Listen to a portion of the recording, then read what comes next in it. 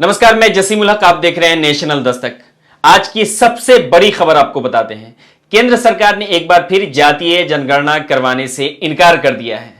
केंद्र सरकार ने सर्वोच्च न्यायालय को यानी सुप्रीम कोर्ट को बताया है कि सरकार जातिगत जनगणना के पक्ष में नहीं है और यह फैसला काफी सोच समझ कर लिया गया है।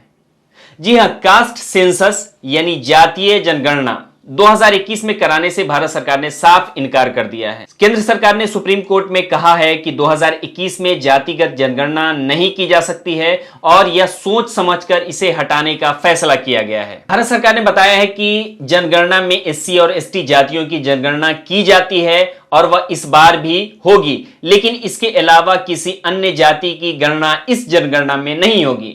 भारत सरकार ने सुप्रीम कोर्ट से कहा है कि वह ऐसा कोई निर्देश न दे जिसमें 2021 की जनगणना में ओबीसी को शामिल किया जाए।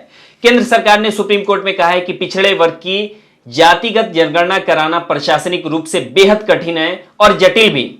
सुप्रीम कोर्ट में दायर हल्फनामे में केंद्र सरकार ने कहा है कि सामाजिक, आर्थिक व जातीय जनगणना 2021 अशुद्धियों से भरी हुई है। केंद्र सरकार ने सुप्रीम कोर्ट में कहा है कि 2011 सर्वे ओबीसी सर्वेक्षण नहीं है और आरोप लगाया जाता है कि यह सभी घरों में जातीय स्थिति जानने की प्रक्रिया थी। दरअसल महाराष्ट्र की एक याचिका में जातिगत जनगणना के आंकड़े जारी करने की मांग की गई थी। इस पर सामाजिक न्याय व अधिकारिता मंत्रालय ने हल्फनामे में कहा है कि सरकार ने 2021 की जनगणना में एससी एसटी को शामिल किया है, पर अन्य किसी श्रेणी का उल्लेख नहीं है। अन्य किसी श्रेणी से मुराद ओबीसी है। देश की सर्वोच्च अदालत में केंद्र सरकार ने एक हल्फनामा दायर कर कहा है कि वह जातिगत जनगणना नहीं कराएगी। इस मुद्दे पर मोदी सरकार के रुख को देखकर तमाम राजनीतिक दलों की तरफ से प्रतिक्रियाएं सामने आ रही हैं। जदयू ने कहा है कि हमारी मांग जारी रहेगी। जातीय जनगणना का निर्णय लेना केंद्र सरकार का काम है। सीएम नीतीश कुमार पिछले कई वर्षों से यह मांग करते रहे हैं। वहीं इस मामले में राजद और कांग्रेस ने केंद्र सरकार पर हमला करते हुए कहा है कि उन्हें पहले से ही शक था कि केंद्र सरकार जातीय जनगणना नहीं कराएगी। बहुजन समाजवादी पार्टी की प्रमुख मायावती ने मोदी सरकार पर निशाना साधते हुए कहा है कि केंद्र सरकार की कथनी और करनी में अंतर सामने आ गया है।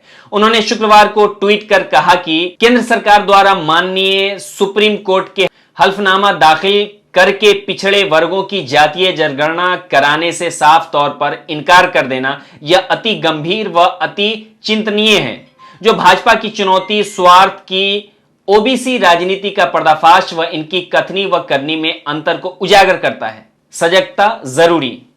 एससी व एसटी की तरह ही ओबीसी वर्ग को भी जातीय जनगणना कराने की मांग पूरे देश में काफी जोर पकड़ चुकी है, लेकिन केंद्र का इससे साफ इनकार पूरे समाज को उसी प्रकार से दुखी व इनके भविष्य को आघात पहुंचाने वाला है, जैसे नौकरियों में इनके बैकलॉग को न भरने से लगातार हो रहा है।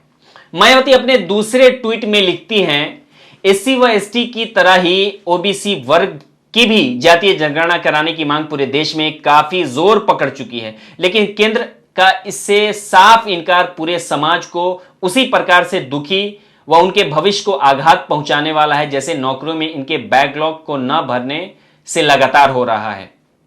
वहीं मोदी सरकार के फैसले पर राष्ट्रीय जनता दल के प्रमुख लालू प्रसाद यादव ने ट्वीट में लिखा, जनगणना में सांप, बिच्छू, तोता, मैना, हाथी, घोड़ा, कुत्ता, बिल्ली, सुअर, सियार सहित सभी पशु, पक्षी, पेड़ पौधे गिने जाएंगे, लेकिन पिछड़े, अति पिछड़े वर्गों के इंसानों की गिनती नहीं होगी। वाह, बीजेपी आरएसएस को पिछड़े, अति पिछड़ों से इतनी नफरत क्यों? जातीय जनगणना से सभी वर्गों का भला होगा, असलियत सामने आएगी।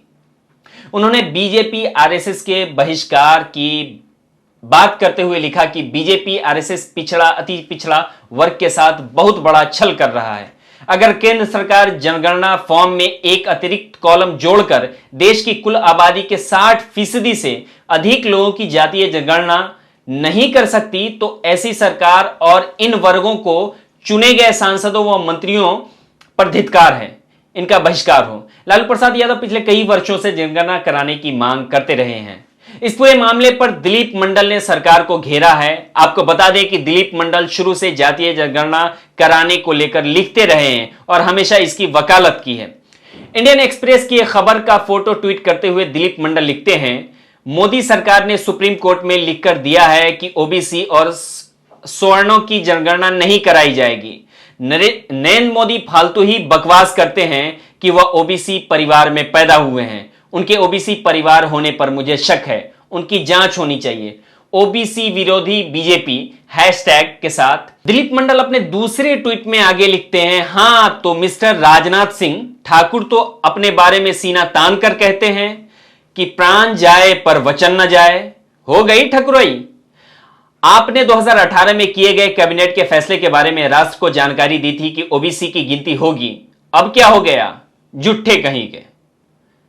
आपको बता दें कि सर्वोच्च न्यायालय के दायर किए अपने हल्फनामे में सरकार ने साफ कर दिया है जातिगत जनगणना नहीं होगी और यह फैसला काफी सोच समझ कर लिया गया है। केंद्र सरकार ने यह कहा है कि 2021 में जातिगत जनगणना नहीं की जा सकती। जनगणना में एससी एसटी जातियों की जनगणना पहले से होती आ रही है, वह इस बार भी होगी, लेकिन इसके अलावा दूसरी जाति की जनगणना इस बार नहीं होगी। यानी ओबीसी को इस पूरे दायरे से बाहर कर दिया है। पूरे देश में राजनीति पार्टी से लेकर सामाजिक संगठन तक के लोग जो जातिगत जनगणना में ओबीसी को शामिल करने की वकालत कर रहे थे, जिसकी बात कर रहे थे, सड़कों पर आए दिन कोई ना कोई ऐसी पार्टी सामाजिक संगठन के लोग धरना दे रहे थे, प्रदर्शन करके लोगों सरकार तक अपनी बात पहुंचा रहे थे कि इस बार के जनगणना में ओबीसी को शामिल किया जाए। इस पूरे मांग को केंद्र सरकार ने साफ कर दिया है और बता दिया है कि इस जनगणना में ओबीसी को शामिल नहीं किया जाएगा। यह थी आज की हमारी बड़ी खबर। आप अपनी प्रतिक्रिया हमें जरूर दें, कैसा लगा ये। शुक्रिया फॉर नाउ।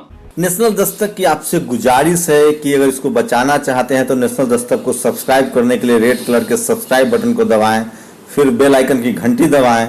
नेशनल दस्तक को बचाने के लिए बहुत जरूरी है कि हर खबर को शेयर करें, लाइक करें, कमेंट जरूर करें।